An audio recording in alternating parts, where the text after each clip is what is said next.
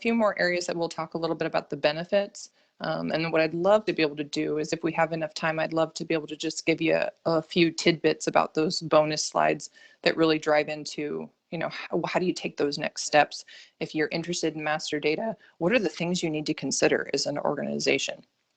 So before we do that, we'll keep talking about benefits that have been observed around master data.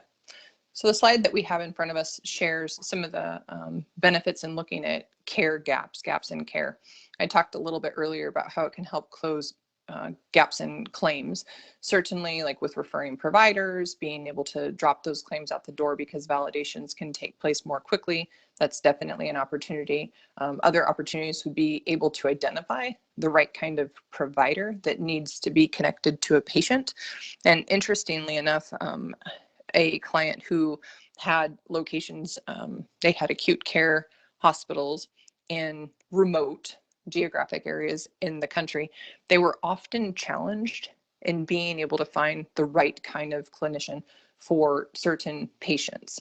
And so their pop health team wanted to see whether or not they would be able to use master data. And they were able to, as a result of master data and being able to clearly identify other providers within their presence, like where the whole entire health system was part of, they were able to identify that there were providers already within their network, albeit not in the immediate geographic vicinity, but within their network, that they were able to make the connection for the actual patients.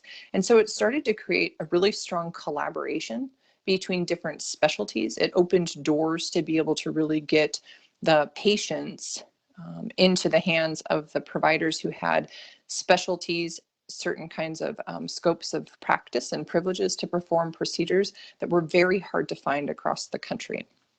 So opportunities in that regard.